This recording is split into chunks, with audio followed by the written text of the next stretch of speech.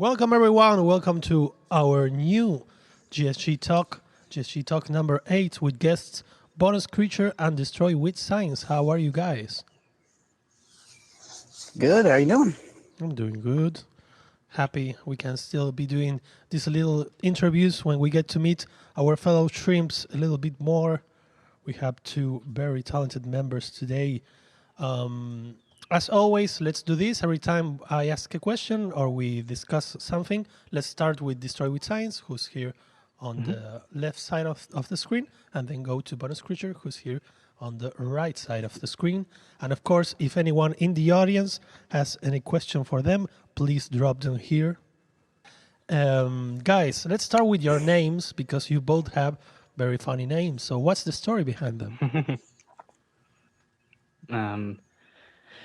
Destroy with Science. I've been watching a few of these streams, and every time this question is asked, I'm like, oh, what is the story behind my name? And so I've been thinking about it for a few weeks. And I think I've told the story a few times to different people, and every time I've told a different story. So I'll try and combine all the stories together. I'll keep it very short. I had a friend who he had like an in-joke about everything being with science, like just absurd things. And I can't remember any of the examples, but I was at the time trying to come up with a new name for the new stuff I was doing back in 2013, I think, because I'd done a lot of more planned out productions in a DAW, and I was starting to move to improvised music. And I wanted something that was a bit abrasive and a little bit obnoxious, but also kind of sounded like it, technical stuff. So I thought it'd be funny to, normally you create stuff with science, but in my case, I was just destroying things, specifically speakers and eardrums. But it's also got some strange political undertones, but you don't quite know what they are. You're like, which way is this guy gonna go? So I like that. I was thinking about the H bomb. That's destroying with science. Exactly. It's a very extreme example. But I get people get it wrong all the time, but they don't get the idea wrong. They just get the exact wording wrong. So I think it does create a very powerful image. It's obnoxiously long too. Sometimes. What are some of the ones you've heard? Because it's really funny. Oh yeah, so I've had destroyed by science. So that's solid. I actually think it's better.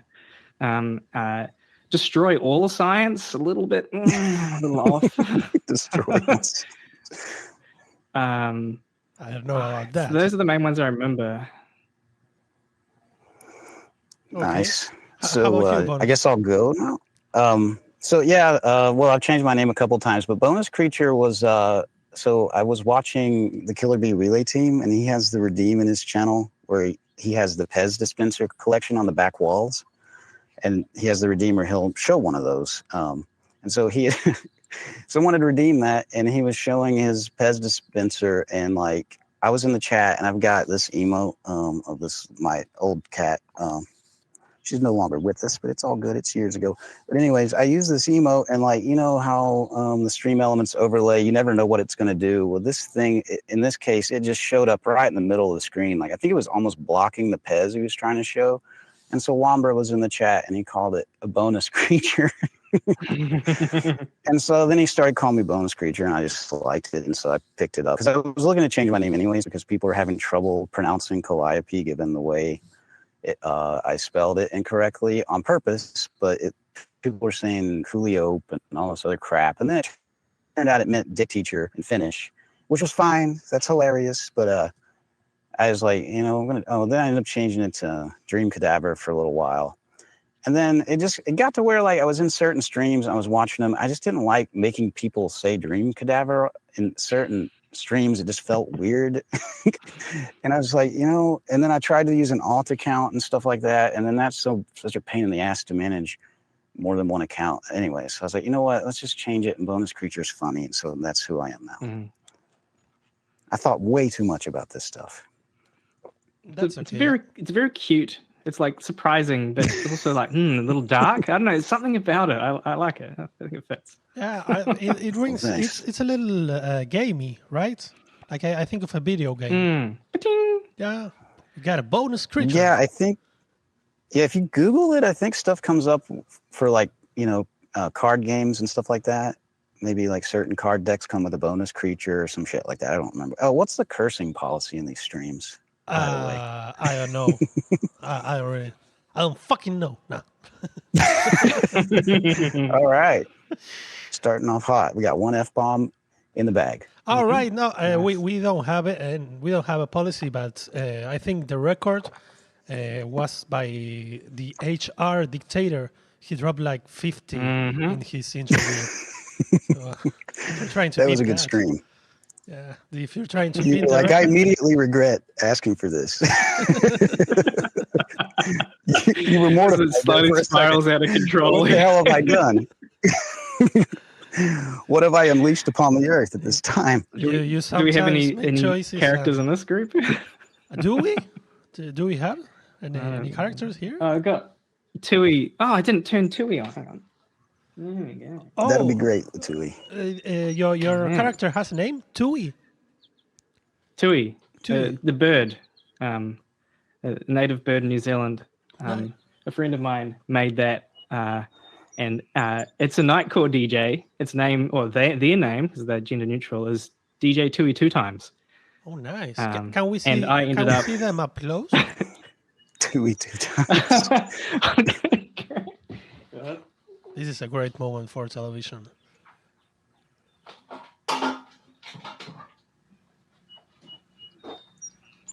Ah, so cute. Oh, it's a bird, right? I never noticed. I never noticed it was a bird. Oh, it's so cute. It's iconic, but it's not necessarily obviously a bird from the silhouette. Yeah, they have a golden chain. They're gangsters. Yeah, exactly. I think it's all ironic, but yeah. That's killer. So that ended up on my desk when I did my very first stream, I think, and so it just stayed. I'm just gonna put it back. Be right back. Okay. So I was gonna try to use like OBS to send my camera through this, but it wasn't working out. So Kawato can't visit us today, unfortunately. Oh. But that's probably like a copyright thing anyway, so it's probably for the best. Do we get to see your dog? Friggin' nuts. Do we get to see your dog? Your dog is famous because she's an emote on our Discord. She was out here a minute ago. She'll probably come back out. I'll try to get her in my lap, but I'll have to jostle the computer here. And I'm trying to like not dox myself too much while I'm outside, but that'd be fine. Well, if she comes out, I'll show her. Maybe I'll text the wife in the background. How do you they guys want to see the dog? Yes, she's a star. How do you guys prepare for your streams? Do you have a plan? Do you improvise? What's your routine? Well, I think most people probably relate to when you first start out, you put way more effort in. Then as you do it more regularly, you get more confident, and you start making the more obvious mistakes in your start process when you just got over that initial stage. But yeah, I generally try and have half an hour before I start to spend more time with the lights, to be honest, than the sound. So I've got a kind of a permanent signal path that I don't have to change. So I spend like 15 minutes trying to get the lights looking different than usual, which is challenging. And then I try and get a loop going. And I used to actually get some new samples before every stream. I'd go on YouTube and go through my history of recent videos I watched and just clip little bits out and load them into the sampler. But I've been getting a bit casual lately, and I've cutting down to 15 minutes, so I don't have time to do that. But it's very much, I kind of choose a theme, make my Twitch channel, the go live message or whatever related to that. And then I just kind of go for it and hope that it doesn't go too badly. Nice. Do you change your setup in any way based on said theme? No, but I do sometimes focus on a different part. Like I'll do more melodic stuff, or I'll do more ambient stuff. Okay, cool. So your instrumentation and stuff's pretty well like set. You know what you have to work with, and you're just improvising with that set, which is like a really killer set of tools, I must say too. And it hasn't changed much since I started the Golden Shrimp streams or the Doomfam streams. I spent a lot of time over, pandemic lockdown times, really focusing on getting it exactly how I wanted. And very little has changed since then. So I kind of know it as an instrument, like one thing, and if I change anything in it now, it confuses me. So Right. We're gonna go into details about your equipment later, but maybe okay. Bonus, you want to tell us how you prepare for your streams? It just kind of depends on the stream. But yeah, I mean, sort of like Destroy was saying, like, as you've been doing it longer, the setup takes less time. But a lot of that's just because of just the work you've put into it and reusing certain elements and things like that. You got your OBS scenes and all that stuff set up. But it depends. I mean, usually for like the Techno Thursdays that we're doing on Doom Fam, I'm on at 5 o'clock. Plug. Shameless. I basically sort of have a set that I've just been working with that I just have a set of VSTs and things on, which honestly I keep saying this, but I get sometimes tired of it, and I'll try to switch those out on occasion. And then I basically sort of have a routine now where I just kind of start out with the Meanie with a little sort of white noise LFO filter sweep up and down, and then just sort of take that pulse and just start building on it. And I usually don't really, just because, I have other stuff going on during the day, I'll usually kind of hit up to start streaming. At a bare minimum, I try to get up there 30 minutes before, depending on how much I want to do. And just to get, all the little bits and bobs in order, for me personally, I got to get, and we're going to get an equipment, but just in terms of just what it takes to set up for a stream, I have to start things in a certain order just because of quirky little stuff that I've been too lazy to figure out, like, connecting MIDI over IP between the PC and the Mac. So I stream off the PC, and then the Mac is where I do all my music. And so I get those linked up. I start Magic, and then I start OBS, and that kind of thing. Open the proper set, and then I got some settings on my mixer I change and stuff like that. So usually by that point in the time I update my stream title, it's been 30 minutes and it's time to go. So I don't have a lot of time to think. But if I get done early or get started early, I'll try to have a little jam going or something. But otherwise, that's basically what I do. For synthons or something, if there's a theme, I'll put a little more into it if I have time. Try to find some samples that I like, and maybe use some jams that I might make on like Ableton Live Note or something like that, and try to build a bigger set and work off that. But lately, yeah, like I sort of have a lot of stuff in place, like Destroy says, and I just kind of go with it. Was there any streams of yours that you didn't have time to prepare and you had to go as you were? Like if you fell asleep or you forgot? Yes. How did that work? Yeah, the worst thing that I think that happened, and it all turned out okay, but that's a spoiler. But I realized, because I've been really putting off getting set up. I can't remember what it was. I think it might have been a Doom Fam monthly festival, but I had realized, well, I hadn't set any of my gear up because I'd taken it out to a gig the night before, and I realized I'd left my power supply for my modular at the gig, and so I just had to find some random synths in my cupboard and set them up and go with it.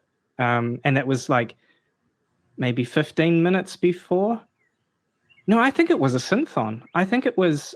Oh, no, I mean, it doesn't matter when it was, but yeah. And then the worst. I remember now. Sorry. It's gonna come back now. The trauma. It was definitely a synthon, because I remember the time zone wasn't correct for New Zealand in the street sheet, so I thought I only had 15 minutes, but I actually had a whole hour.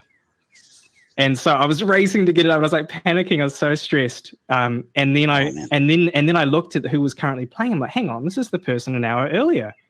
And then I realized that it hadn't been updated for daylight saving or something. So I had an hour to get this new setup going. But yeah, that was definitely the most stressed I've been before a setup. I think I just played kind of an ambient thing with one synth and some effects pedals, and it was really fun, just minimal, laid back. Nice. How about you, Bonus? Did you ever got caught in the middle of something and had to stream? Caught in the middle of something, have to stream? Before a stream, you were doing something and you forgot you had to stream, or you fell asleep and you had to go on with the minimal requirements. I'm so anal about that stuff. I don't think I've had any that really crept up on me like that. I usually know. I've certainly had times where like I didn't prepare enough, and then like had some technical, like just Thursday. All I did was like disconnect one thing. I just disconnected my vocal processor, and then I used it as the interface when I went out to play. And then so like when I launched live again, I switched the interface back as I always do. And I started the set that I always open. I did everything that I always do, but yet like only the first 2 audio channels were picking up. I didn't really realize that was what was happening at first. It was just like, why can't I hear any of my other gear? And then I restarted live and everything was fine. Anyways, but that's one instance. I think like the more traumatic things for me, it's just been like, I had a stream once where I didn't really prepare adequately. I didn't expect a big crowd, and like 100 people came in, and like, I don't know. We'll just say that I wasn't proud of the music I was making at that time. And I think by the end of the stream, there were 5 people there. That was probably that has happened to all of us at some point. But I mean, it happens, right? And it's fine. But the other thing though is like, it was just the time. I think everybody had to go to bed from that particular time zone. And they were already pushing it, And then when they came to me, I was like, all right, let's go to bed. Especially after hearing this. Oh. We are you just got in a nice chill space, and they're like, this is perfect. What a beautiful day. They were like, it's 4 a.m. This guy's going 160 BPM on this fucking drum brute. Well, some people sleep in different ways. Hey, thanks, Sue. Well, let's get geeky. Let's see at your equipment. Can you guys show us some of your things? I don't know if that's possible for bonus, but you can talk about it if you can show it. I can point vaguely in the background. You can point, yes.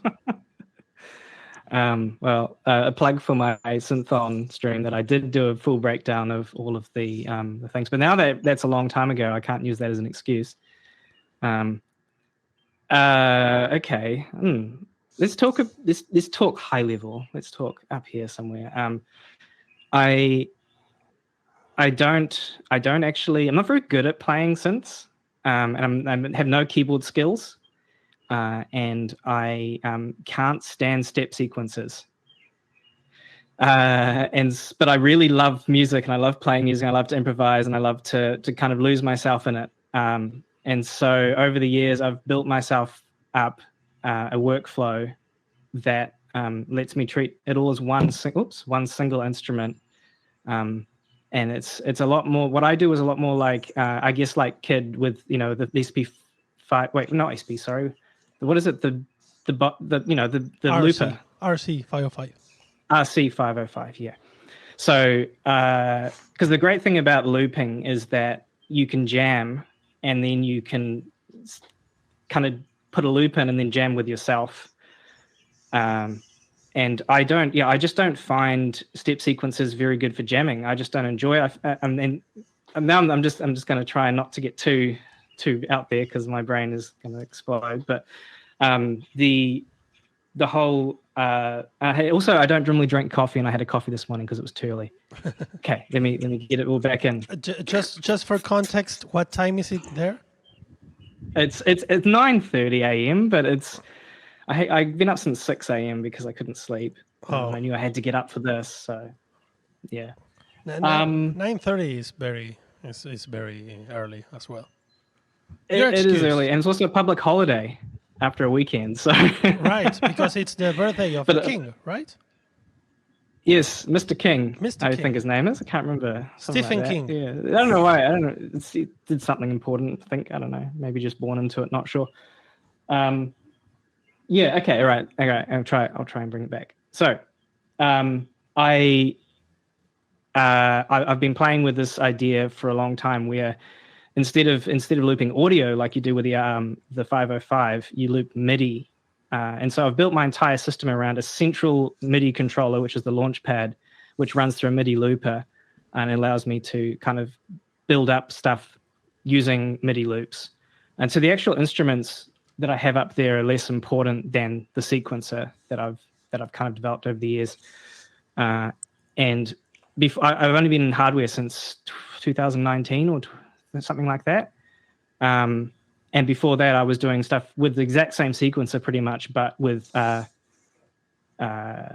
was I using? Like Ableton and Machine were my computer things of choice. And then I got into the modular like a year or two ago because I just found it way easier to get as much into a smaller space, because I had this huge like 20 kg box of stuff, and having it as something that can be taken in places and set up like, to play gigs or house parties or whatever has been very important to me.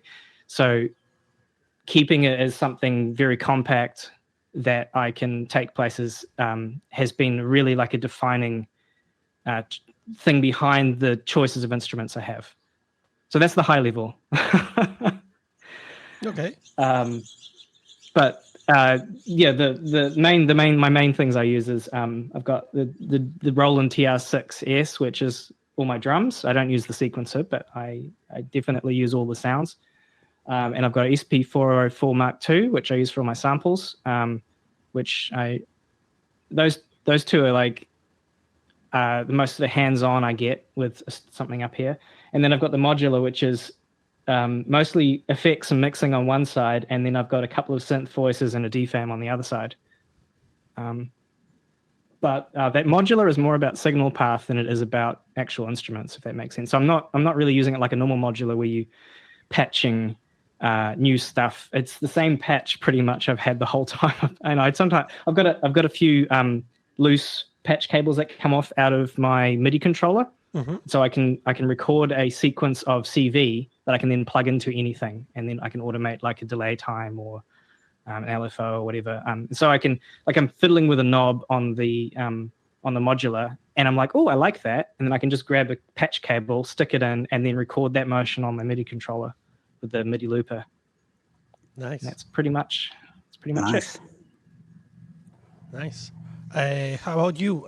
Can you at least talk us through your equipment? Yeah, I can talk us through. Sorry, I've been inside a lot, and I didn't really have a good front-facing camera in there, and I just thought I'd come outside. That's Also, okay. the outdoor light makes me look less like a zombie because I haven't had a lot of sleep. But no, I've basically, primarily used Ableton Live. I've got Ableton Live Suite, and I run that on my MacBook Air. And I have a separate streaming PC. At the moment, I'm using like just a little, one of those little mini PCs that are on the market now. It's got like the Ryzen 5, 16 gigs of RAM. But musically, the instrumentation I have out, hardware-wise, is just a Drum Brute Impact. And I have a Behringer 2600 R pre-production, the Mini, the gray Mini edition. I just call it the Mini most of the time. It has like the actual spring reverb tank and all that. And what else? I've got, of course, the TD3, which I overuse. And one of my main go-tos, let me go through the rest of the hardware. I've got my guitar amp, which is like a Behringer V-Tone 2x12. I got a lot of Behringer stuff, folk. I'm sorry. I'll buy cool stuff later. But anyways, I bought that thing. I don't know. It was like 2004 or something. And it's got some decent onboard effects and stuff. But I mean, I've been wanting to sort of replace it with something more portable because it's just a 2x12 is really heavy in a combo amp. It sucks to lug that thing around. And so what I've done in the past is I also have like a little single channel Boss RC3 looper that I have hooked to it. And I've run that in like a send return from my mixer, which is an XR18 X Air or whatever, another Behringer, but you might as well say Midas, which is like it doubles as an interface. So I have 16 inputs. And then so I actually use 14 of those, and you have to repurpose 2 of those as outputs for the Q. So I've got a Q channel so that when I'm in Ableton Live, I can sample instruments and drop stuff in without other people hearing it. And if I want to create loops and stuff before the outside world hears it, just sort of DJ style. And what else? I guess like one of my main go-tos that I think I started to mention is like on the master channel. I think I was watching Tangents, and like they talked about Arturia having some freebies out there. Or maybe it was Drone Hands that turned me on to some of these particular freebies, but I downloaded the 3 of them, which is like, it's like sort of a space echo kind of thing. And then like the supermassive reverb. And there's a third one that I forget, but I keep those on a little virtual instrument rack on the master channel. And so I'm always reaching for that phaser. I just like the sounds of flangers and phasers. That's my kind of go-tos. And then I keep a little APC mini on the desk. That's one of the things I started with. And I also have a little, another MIDI controller. I have, what is that thing? The Arturia Mini Lab, I guess. I really underuse that thing. I probably ought to do some more stuff and map some more stuff to it. And then I've got an FCB 1010 foot pedal that at the moment I primarily use to handle my visuals. Mm-hmm. So if you see the visual switching up, I'm usually kicking around on the foot pedal for that. And I use Magic Music Visuals, MMV, for those. And like I have like an envelope follower on my voice channel that will drive the lips on a couple of characters that I have in there. And then also on my expression pedals, I can change the rate at which my little skull nods, and that's kind of fun. Stuff like that. So that's kind of the high level, I guess. Nice. It's always fun when you see someone controlling their visuals with some kind of controller. Always makes it a little bit more interesting. We have a question from Boost Modular, who asks, do you ever get fed up with complex setup and pick up just 2 or 3 instruments and go minimal? Or do you just full buttons? It's for both of us? I think so, yes. Yeah.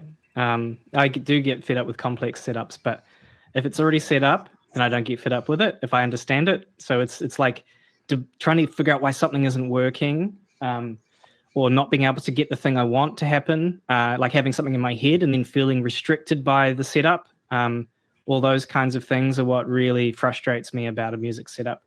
And that's why I don't change my setup, even though it is actually fairly complex. When I'm setting it up, all I have to do is plug in a couple of MIDI controllers and then I'm pretty much done. And that really helps me not get stressed out. But when I used to set up more complex stuff, it would really throw me off. I'm like, I'm just whenever I've got like in that bad state, stressed out before I do a performance, it just destroys my ability to have fun and get into the music. Does that answer the question? Yeah, that also happens to all of us, I think, at some point. Mm. How about you, Bonus? So the question is, how do we tolerate complex setups? No, if you ever just go minimal for a change. I'm hoping to soon. I just bought Dan Kushner's old RC505 Mark II, so I'm hoping to do some minimal stuff on occasion with that. But I have like a video I made forever ago. Once I just hooked up like the TD3 and the drum brute to the mixer and didn't even sync the clock or anything. I was just spinning the tempo knobs and free syncing and stuff like that. So I do like to do that kind of thing. It's really fun. And then like a lot of times when I'm doing guitar loops, like the looper pedal I have now, it doesn't have any clock sync. So all that stuff's unsynced. So it's pretty minimal. That's sort of like when I'm thinking like I want to just do something minimal, that's what I do. Or if I'm just doing like an acoustic guitar set, I usually just I'll just kind of use my vocal processor, which I forgot to mention earlier, which is a Voice Live Touch. And so it's got a looper built in and stuff. So I'll just kind of like play guitar and sing with that and just loop with it on occasion. That's kind of my go-tos for minimalism. Okay, let's talk at the beginnings. How did you guys started streaming? that wasn't. I'm laughing at your opponent. He said too many white people scares him. Yeah, me too. How did you guys started streaming? What's your backstory? Okay, well, I've been on the GSGs for a year now. This is pretty much my anniversary of joining. Happy the first stream I did was, my first stream was Catfest that Squirrel organized, and then I almost immediately got poached by Low Key, who invited me to the Doom Fam Discord and started doing Techno Thursdays. So it's basically been 12 months now of me doing the regular techno streams, and then most synthons, and I've just started doing the modular Mondays. But so that's my my GSG story. But I have I have sort of since maybe 2020, as most people, maybe a little bit before that, I did some streams on Facebook. With like Doorless Jammin' and things like that. And I think I did some Twitch streams before I found GSG, but literally no one showed up. So there you go. Yeah. Nice. What was the question? I can't remember what the question was. How you got started? How did you get started streaming? But we can cover the whole ground. That's a more complete question. Yeah. Yeah, I don't know. For me, I kind of started just poking around with looping and stuff before I started streaming for maybe like a year or something. I mean, I've been making music for a long time in some capacity, but I don't know. I think I was just like on Twitch for other reasons, probably gaming, and then was just bored and was browsing the different categories and saw music was in there. And I think probably one of the first people I started watching that sort of inspired me to get started was Existence 130, because I mean, she's kind of doing just loops and using Ableton, and well, I think at the time she's probably using Logic Pro or something, and then but she kind of had sort of a minimal setup at the time. I think it's a little more elaborate now, similar to mine, and was kind of doing covers and stuff that I was kind of interested in doing at the time. And it's like, hey, this looks fun. Maybe I should try this. And before I even came across the guild, I just kind of went live a few times. I think my little showcase vid, I showed some of that early stuff. A lot of it's kind of embarrassing, and some of it I'm like, well, that's better than I thought. It is okay, I guess. And I kept trying to like mess with my setup in the room and move stuff around, try to change lighting and stuff, which I do a lot less of now, honestly. But yeah, I guess that was basically it. And then one day, I don't know, like somebody rated me into the Graceful Bard, and she mentioned the Golden Shrimp Guild, and so I joined that Discord and just saw these other people doing this, and then like people were super cool, and then I ended up doing a synthon, and I think I had to raid into Toto Robin afterwards. Was like my first synthon, and dude, it was really bad too what I did. Those are ones I'm really embarrassed about. I mean, I don't know, it's funny, but yeah. So I guess, and I don't know, I guess I've been doing it for about 3 years now. Or 2.5, maybe. I think we are all our worst critic today, me included. Oh, you hadn't seen these though. You hadn't seen them. No one did. Oh, wait. I have a better answer now. If it's all right if I try that question again. Sure. So how I got into streaming was how did you get into streaming? Sorry? No, I was repeating the question. How did you get into streaming? Okay, how I got into streaming was because I've played a lot of live gigs. Well, not a lot, but I played before I started streaming. That was my thing, was live stuff.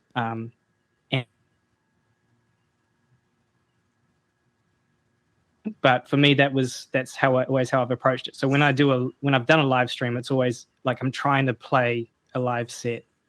But do it like on Twitch. But how I got into streaming was a friend of mine was working on this kind of like virtual world thing in 2020, and I started helping some technical aspects of that because I'm a software developer. And then I discovered it was really fun to play performances in this live space, but to stream to it, you actually use Twitch. And so I would stream to Twitch, but no one would be watching on the Twitch. It would just be people watching in this virtual space. And I just kind of got a bit of a feel for it, and I thought it was kind of fun. And then like a year passed or something, and then I discovered Golden Shrimp through a Reddit post that I think Actotech made, which I was like, oh, this exists. This looks really cool. And that's how I kind of, yeah. Is that a better answer? I don't know. Yeah, for sure. I like both of them. Do you have a second answer for this, or should we move on? Just keep going over and over until we get it perfect. Should we critique each other's answers afterwards too? Yeah, pull it apart. Yeah. Out of 10, how many? No.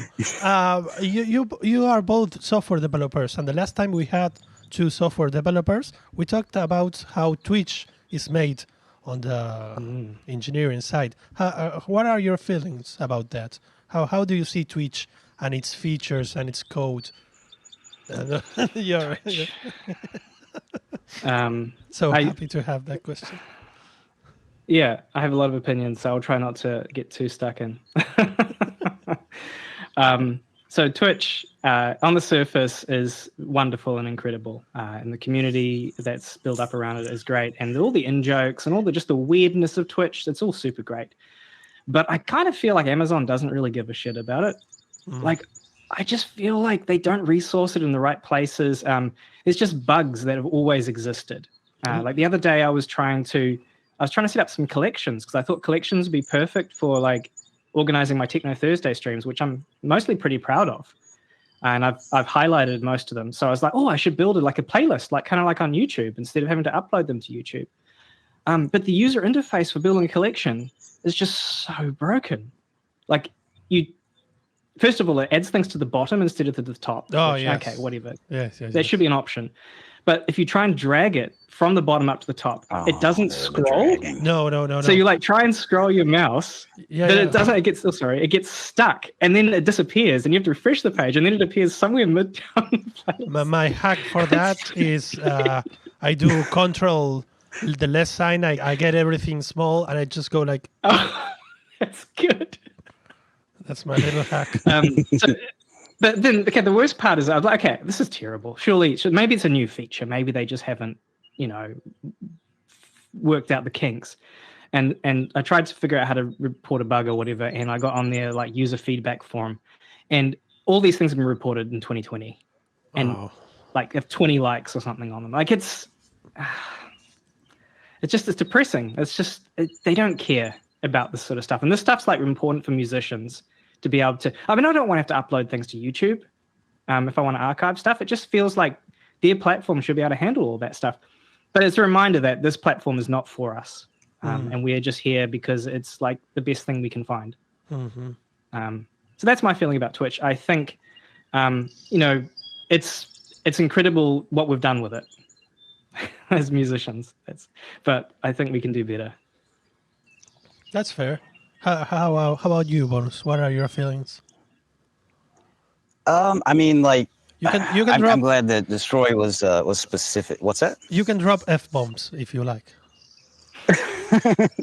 I'm not gonna do that. I'm not gonna do what everybody thinks I'm gonna do, which is just flip out. No, I think. I don't know, man. Like, first and foremost, I guess I should just give them credit for just the amount of scale that they're dealing with and stuff. I can't even imagine. So, like, my job that I had, I didn't have to deal with deployment so much.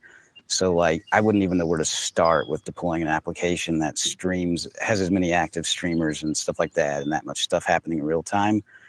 So I'm sure it's a lot to manage and stuff like that. But like my complaints, and I'm glad Destroy was specific because I guess having done software, I try not to complain too much unless I can have a specific complaint that's actionable for somebody. Because, like, it's not really fair when somebody's like, this is all fucked up.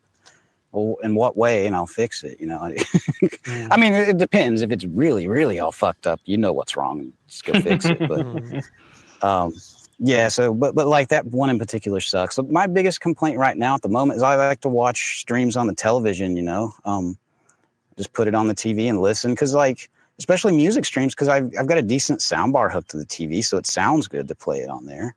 And so like I did report a bug with like the Chromecast app, and I don't know, like just an issue where I could sit there for a while on a stream, and after 15 minutes, I don't know if like the handoff to like an advertisement was trying to show screwed up, and it would just kill the stream. And then which is fine, it's not, but the problem was you couldn't just click the button that said restart stream. You had to leave. And I'd have to kill the app from the system menu and just restart it. So they fixed that, so that's cool.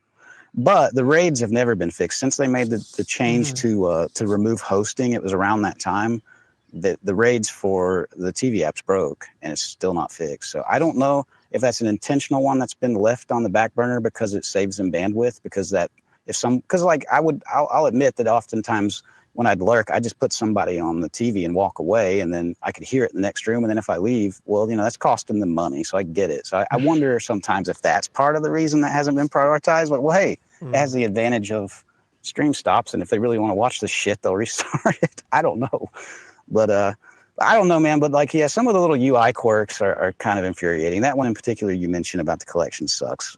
Seems like it could be fixed pretty easily. But I mean, overall, like I like the platform and stuff, but I don't know. I have a lot of mixed opinions about certain things, like the Twitch Turbo. I don't know what happens to subscriptions now. Like, there's a lot less of an incentive to subscribe when you can just do that. I don't even know how compensation works for streamers with that in play. And then, of course, like, what their cut is and all that. I won't get into all that stuff, but I don't know. I'm trying to think of any other specific problems, but I just stick with the TV thing. I wish they fixed that. I don't know if you guys, if you wrote to a feedback team, that their answers are the worst. They're like copy pasted things. I once had.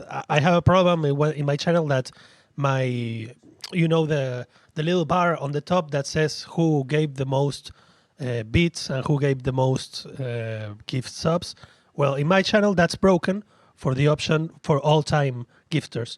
And I wrote to them. I said, "Well, this must be an easy fix," and they responded with like 4 or 5 paragraphs of very general, very vague answer, like, "We are doing the best to create a good environment." I was okay. Yeah, that's okay. Yeah, they don't care. No. Ultimately, that's the problem. That's the problem with Twitch. Well, they don't care about the right things, maybe. They care about specific things, but they don't. I mean, they don't care about the music community. They don't care about sort of smaller streamers. Well, any of that sort of stuff, and that's fine. Like, why should they? Well, I know why should they. It's very annoying. It's very annoying for us. If you want us to help you care, send a check for $100,000 to both me and Destroy. Well, we are sort of the. We'll fix it all. Well, we work for them, so that should be the. But my actual boss doesn't care for me either, so what do I know? We have another question from Boost Modeler. Remember, folks, that if you have any questions for our guests today, you can drop it in the chat. We have one from Boost Modeler that says, "A software engineer I know who works for the big A told me that Twitch was originally a test project that was supposed to only run for 12 months. Maybe they forgot about it." As they all are. That describes every software project. The software development life cycle, the term life cycle is a joke because that involves something dying and it never dies. Yeah. It just plagues you until you leave the company. Did you guys get a glimpse at Kick, the platform that wanted to fight the Twitch demographic? Kick, it was called.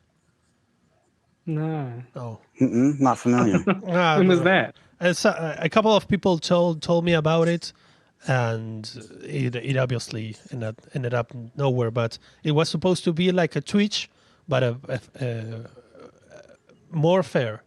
Like it had better choices. Kick is still there, says Mr. Spock's synth guy.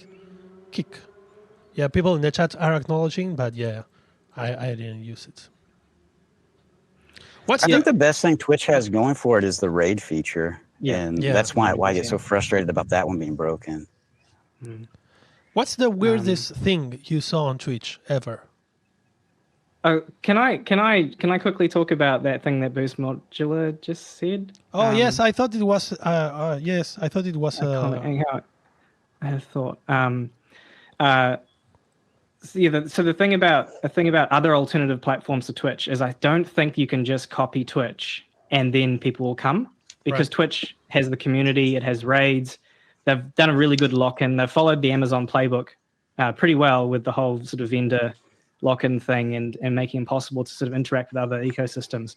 So if it's going to be replaced with something, that thing has to be way better in a different sort of way. It has to kind of replace it in the back door, which is a hint at what I've been working on. But yeah, that's kind of my feeling about that. Is Twitch is not going away, and Twitch is not going to get replaced unless, for specific use cases, unless there's something that just fits the needs better. That's my opinion. Also, the music industry is not the one that provides the money right now. It used to be, but definitely not right now. So why should they? Music is not a money-making venture. That's for sure. No. It's a thing of passion. It's a thing of joy. And if it's not those two things, then I think it's gone wrong. That's my opinion. Just speaking of Twitch bugs, like right now, the entire interface for the Twitch guest star is just going. It's like Really? it's twitching backwards and forwards. That's so Something's annoying. happening with the chat causing it to, and it doesn't support Safari. You can't do guest star with Safari. That's my other complaint. Anyway, sorry, Kid, what was your but the question? I wanted to ask the audience if the signal is good on their end. It is on my end. If it's not, please let us know. I wanted to know I have two questions. The first one would be what would you advise to people that are just starting streaming? What would be your advice? That would be my first question. So my advice to people that are just starting to stream, I've heard a few different things on this answered this question, and I think they're all really good advice. The one that I think is really important is not trying to do too much at first, like build up to more complicated things. Is the thing that I kind of already had a bit of experience with streaming before I started with the GSG stuff, so I kind of knew, like, don't do a whole bunch of complex OBS stuff that makes your computer crash. You can build up to that, but like, keep it as simple as possible. A good camera angle, and good audio, and just kind of go with that. And I have never gone past that because I found it worked pretty well. But I think some people really enjoy doing the other stuff. It's just like, don't try and do it all at once. Build up to it. So that's more just a streaming thing, less of a music thing. But yeah, that's my advice. Nice. How about you, Bonus? I'd say that's really good advice. I guess also I'd say on a less technical standpoint. Sorry, I'm looking around because I hear thunder, but I think it'll be fine until the end of the stream. I didn't think it was going to rain today. I don't know, man. I'd say like analyze your motivation for wanting to stream, and that'll sort of reveal how you should approach it. And then don't concentrate too much on the numbers, especially if you really want to build a viewership and stuff like that, because it's really difficult. And I mean, that's part of what's been cool about the Golden Shrimp Guild is, like, to get you some exposure and helps like get you to affiliate and all that stuff with joining synthons and things. But like, you don't want to look at the numbers. Like, do the thing that you like doing, and if people respond to it, great. If they don't, that's fine. It's not a reflection on you personally. There's a gazillion streamers out there, and it's hard to get traction. So you just really have to understand it's not like you're going to launch and like everybody's going to show up. You really have to sort of grind it out and show up on a regular basis and keep honing your craft and stuff like that. Stay humble. Something like that. Exactly. Yeah, and like you want to approach it like, I mean, if you're not coming to it like you just wanting to sort of socialize and stuff and meet people, even if you don't come into it that way, you'll probably find out pretty quick that that's one of the best things that can come out of it, unless you just have a bad attitude and then it can't happen for you. But yeah, that's what's been great, man. I mean, I met so many good people doing this. Made a lot of people that I consider good friends now on here. Yeah, that's the magic. That's the magic. I think the music business in general has that flow, that energy. Like, people get really acquaintance with music, and given the dynamics of the interactions are very fast, and we all get to share each other's work, that same energy flows a little faster. So yeah, that's nice. What's the weirdest thing you ever saw on Twitch? I don't know. Be honest. I haven't seen anything too weird. Well, so I think all of Twitch is just really weird. Twitch is just very strange. That's a very true answer. Okay. The weirdest stuff I've seen is just like the chat is such a vibe. Like, chat is a whole thing on. Like, I've watched a lot more. I watched a lot more live streams on things like Facebook and YouTube, and it's just kind of boring and spammy. But you get on Twitch And like emotes, I think emotes are the weirdest thing I've seen on Twitch. It took me such a long time to understand. I remember like first few streams I watched, being very confused about like why the default emotes were so bad. Like just like they're so like they're not aesthetic at all. They don't read well. Like you look at them and you can't even tell what they're supposed to be. You have to like look at some like wiki, so it's kind of like some obscure RPG game or something. And then you have all the the communities that have their like the sort of the emotes that they all use. And so I kind of over time I realized that it's like a sign of respect to the people you enjoy watching their streams because you use their emotes. And I think that's really cool, but also super weird. It's so strange. So that's my answer. Do you remember any specific weird emote? I know I do.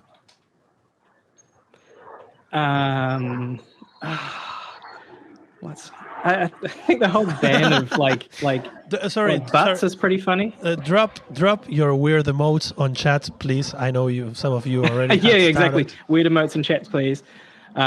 Yeah, like the whole butts ban thing is pretty funny because people like they add animals, so like pigs and bees and things shaking their butts, and I don't know, it's something really cute about it, but also it's hilarious that it's actually getting around because you want to shake your butt to like groovy bass or whatever streams, and how do you express that? You need that feeling.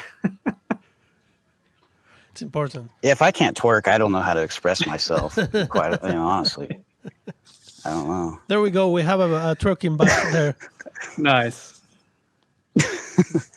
The weirdest thing, I don't know, man. You hang out on that pools and hot tubs, you're gonna see some weird shit. Oh yes, that's the excuse for showing erotic content, right?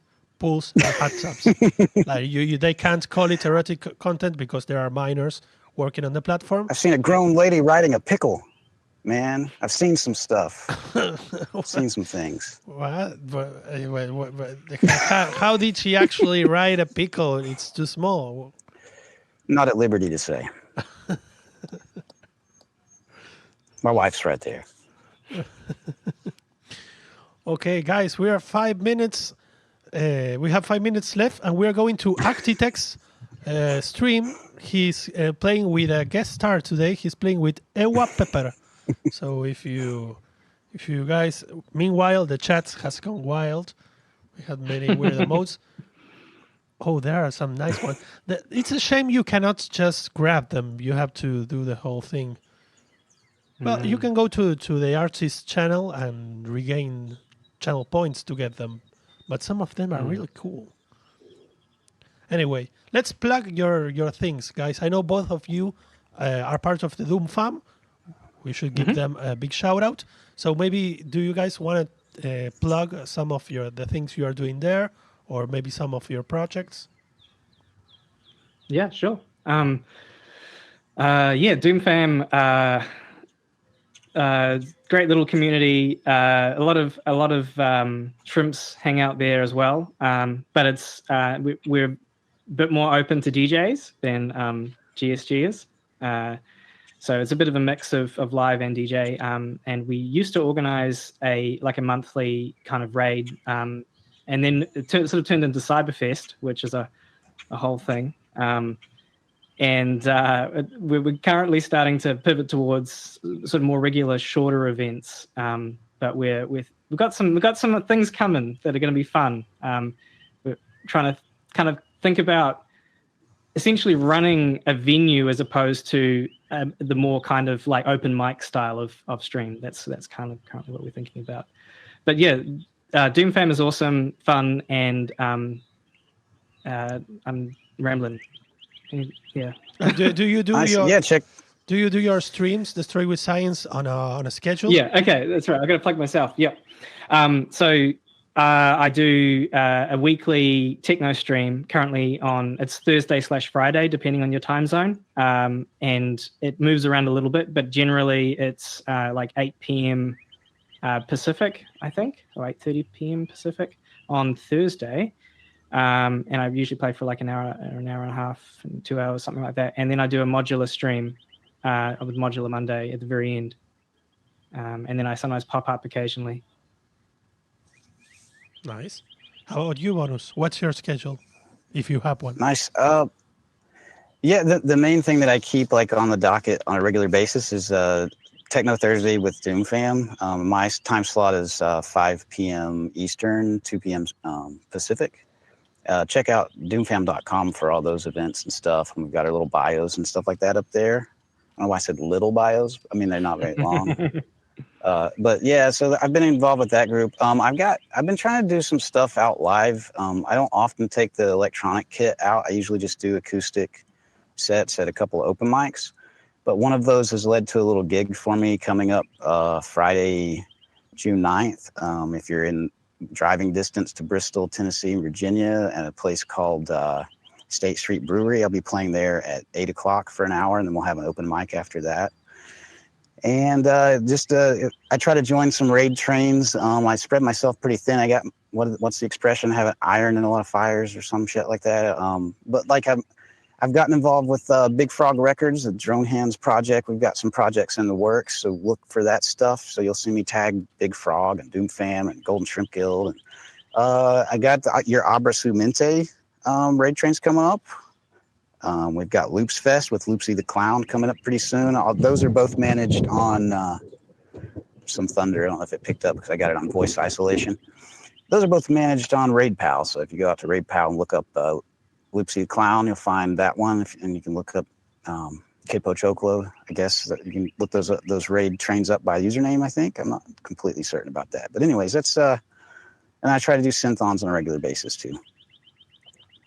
And that's about it. Well, guys, we are going. Thank you very much, both of you. I know you are very busy persons, so thank you for finding time to do this talk.